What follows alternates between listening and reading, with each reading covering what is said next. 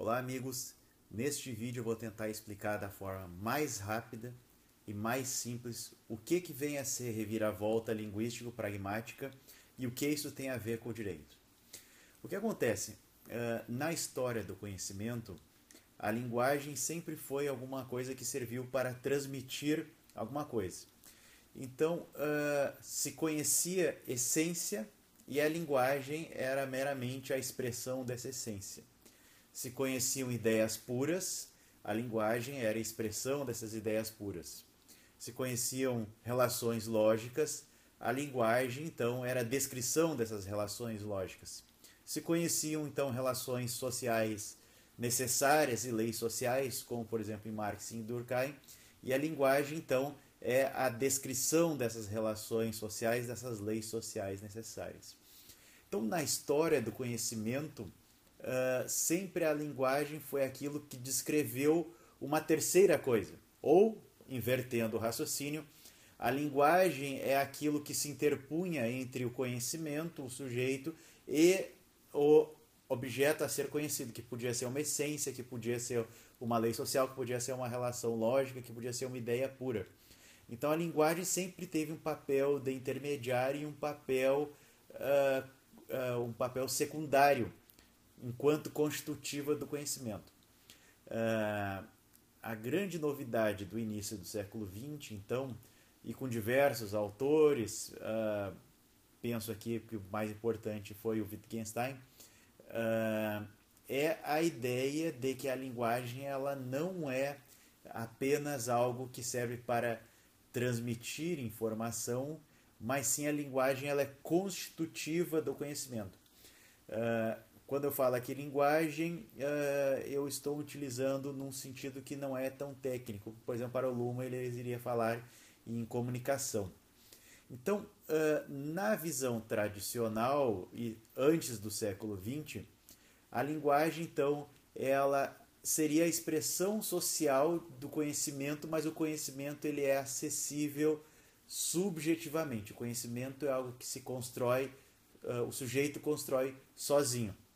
Os outros sujeitos só vão aparecer no momento em que eu vou comunicar aquele conhecimento que eu já adquiri. Com a reviravolta linguística, conhecimento passa a ser sinônimo de linguagem.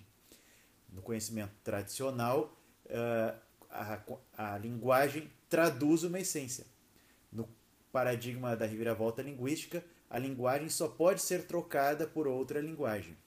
Então vejam, no paradigma tradicional, e que aí na história nós vamos incluir aí a metafísica, nós vamos incluir aí o mentalismo, no paradigma tradicional existiria a justiça e a linguagem descreveria a justiça.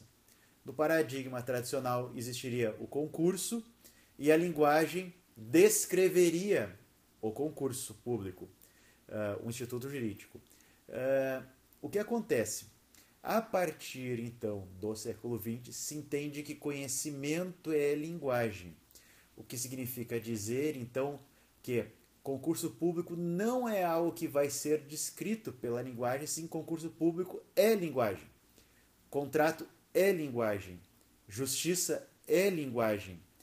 Então, ou comunicação, se for pensar em termos humanianos, ou informação, dependendo da teoria. Não quero ser rigoroso aqui nesse momento. O que importa dizer, então, é que a linguagem não vai ser mais uma terceira coisa, a linguagem não vai mais intermediar algo, e sim a linguagem será constitutiva do conhecimento.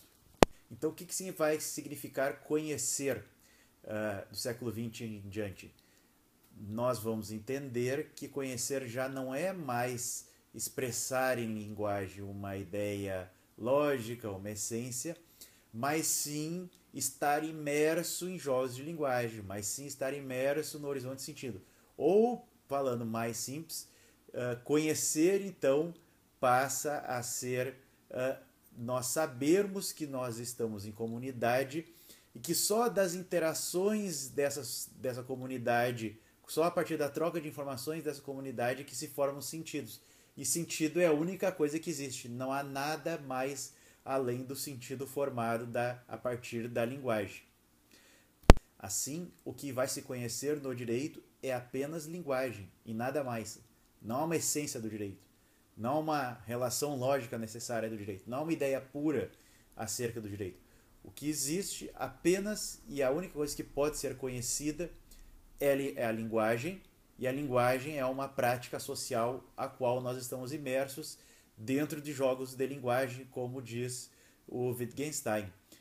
E a linguagem só vai poder ser traduzida em outra linguagem. Então, essa é a grande descoberta da reviravolta linguística, que não há nada fora da linguagem, não há nada para além da linguagem. O conhecimento que nós vamos ter é um conhecimento linguístico. Então, nós podemos esquecer de determinadas pretensões impossíveis e que durante muito tempo serviram para manipulação ideológica, que era a pretensão de tentar achar a essência dos institutos, que era a pretensão de tentar achar a forma dos institutos, que era a pretensão de tentar achar a lógica dos institutos. Nós só temos acesso, enquanto seres humanos, a práticas sociais, e a práticas sociais que são descritas através da linguagem, e essa descrição linguística só pode ser substituída por uma outra descrição linguística, e não por um conhecimento puro.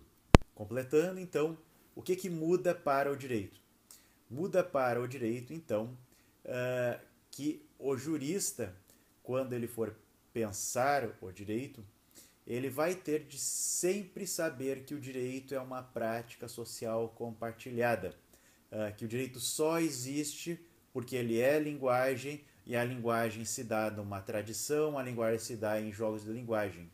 Então, abandonar as pretensões de um raciocínio puro, abandonar as pretensões de buscar uma essência e abandonar as pretensões de buscar um raciocínio lógico, porque a prática social ela é contraditória e por isso que os sistemas sociais, inclusive o sistema jurídico, vai acabar também sendo contraditório, mas por outro lado ele vai ser criativo.